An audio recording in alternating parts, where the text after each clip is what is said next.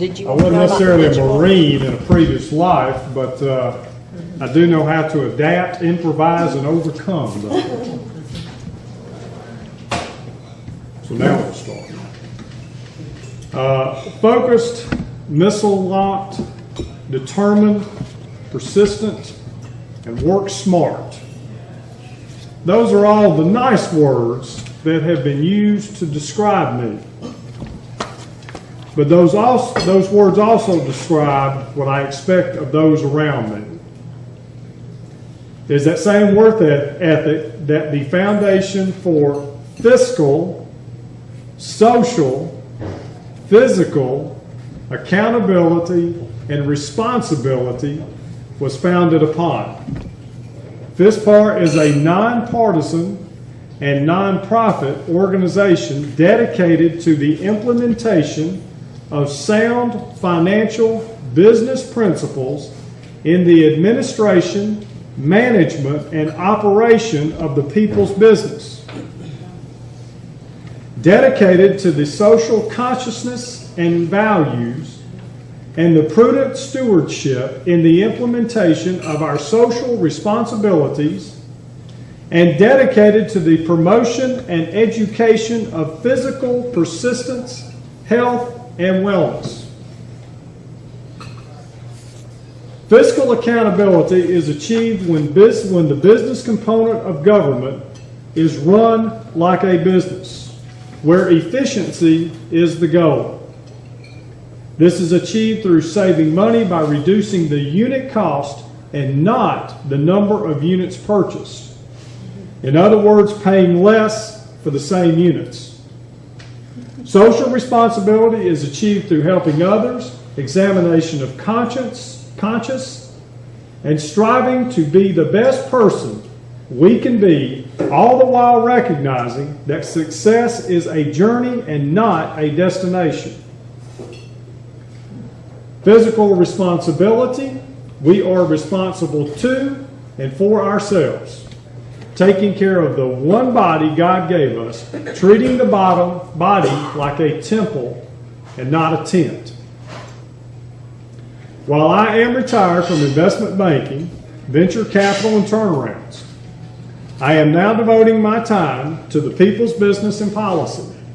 I am using my God-given talents and experience to positively impact the people's business and policies while serving the people as a steward for and of their business, government, which is why I founded FSPAR. But FSPAR is more than Lamar Lackey. It is comprised of individuals dedicated to the principles of prudence, efficiency, and charity. FSPAR's purpose is to enrich and improve the people's lives through better government stewardship. It is dedicated to evaluating policy, identifying administrative shortcomings, communicating with legislators, attending meetings, speaking, talking to folks like you, seeking the input of public employees, not department heads and supervisors, but boots on the ground, and so on. While I consider myself to be a very thrifty and economical person who has an uncanny ability to identify bleeders, inefficiencies, lack of standardization and centralization, lack of economies of scale, lack of use of collective bargaining, and so on, my track record demonstrates that I not only know how to implement a plan, but I know how to stretch a dollar. You know, someone once said that if you give me a penny, I will give you fiber optic cable in return. It's not enough for us to look only at the present. We must be forward thinking and make sure our actions have a positive impact and a lasting effect on our state and our country. Our actions must be eventful, enduring, and effective.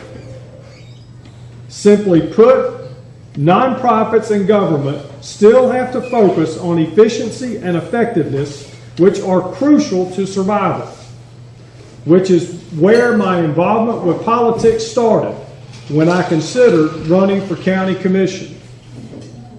For the most part, the problems stem from mismanagement, hypocrisy, inequality, and nepotism.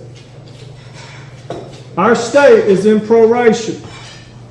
We have inefficiencies and we are bleeding, wasting the taxpayers' money.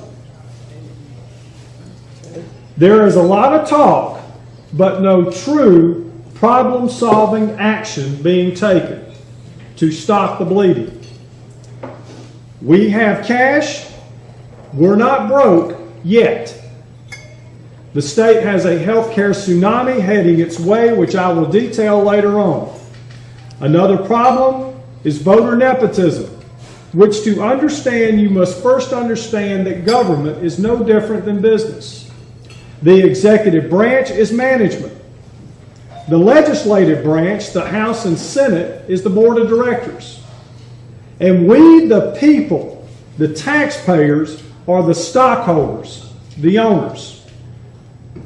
We can't blame legislators, members of the House and Senate, for fiscal dilemmas. Their ultimate responsibility is oversight. The ultimate responsibility lies in the executive branch. The CEO of our state is the governor. The executive branch implements policy, that which the legislature enacts. Simply put, a good legislator does not necessarily make a good chief executive, and vice versa. In the same way that a good player does not necessarily make a good coach, and vice versa. Remember that Albert Einstein defined insanity as doing the same thing over and over again, expecting a different outcome. The state has many problems, both immediate and long-term, both real cost and opportunity cost.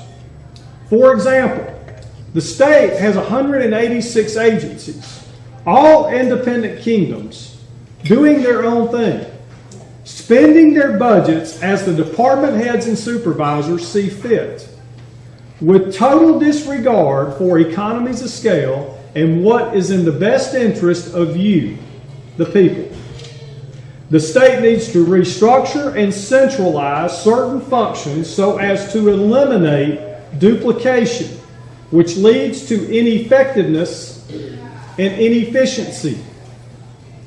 Instead of various departments, agencies, and branches having their own respective departments and or staff where applicable, FSPAR advocates the forming of the following state departments: State Accounting Department, State Purchasing Department, State Advertising, Marketing, and Communications Department, State Auditing Department, State Transportation and Services Department, State Property Management and Maintenance Department.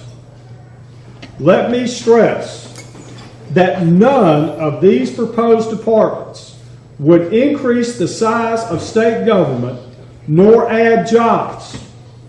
People are just redistributed, moved from one place to another. The applicable staff from the various agencies, departments, and branches would be transferred to their respective centralized department, and thus no longer work directly for any individual agency, department, or branch. As a result, people can be cross-trained in how their respective skill sets apply. These newly created departments would provide their respective services to all state agencies, departments, and branches, and would have internships, apprenticeships, and senior level class projects involving state vocational colleges and 4-year universities and colleges. The State Accounting Department would handle all accounting functions: accounts receivable, accounts payable, payroll, inventory management, and so on, for every department, agency, and branch. The State Purchasing Department would centralize and standardize purchasing of all goods and services purchased, by and used by the state. Then through collective bargaining, negotiating of those goods and services would economies of scale, savings, be recognized. For example, this department would conclude on one 8.5 by 11 legal pad that is to be used throughout the state. And pricing would be obtained based on the volume and that the state is expected to be using in the course of a year. The same applies to pens. This department would conclude on one black pen, one blue pen, and one red pen. That would be used by the state, and volume-based pricing would be obtained. If an employee does not like the legal pad or pens, they are more than welcome to bring their own. What difference does it make if the paper is yellow versus white, or vice versa? Not a bit. They need a pad to write on and a pen to write with, and the state is providing what is needed. Nothing more, nothing less. Additionally, the same applies to copy paper, computer printers, toner and ink cartridges, janitorial services and supplies, and the list goes on and on. Literally any and all goods and services used by the state. You see, Henry Ford knew something about standardization and the savings associated therewith. Henry Ford said you can have that car in any color you want, as long as it's black. The state advertising, marketing, and communications department would be akin to a corporation's internal marketing department, wherein all creative, graphic design, web content, social media communications, advertising, production, marketing research, and so on are produced, managed, placed, and performed. The state no longer has to spend millions of dollars with outside firms for these services. The state auditing department would perform any and all mandated and requested audits. The auditors themselves would have no idea from one day to the next who or what they would be auditing. And thus only by random, lottery if you will, drawings would an individual auditor be assigned and chosen.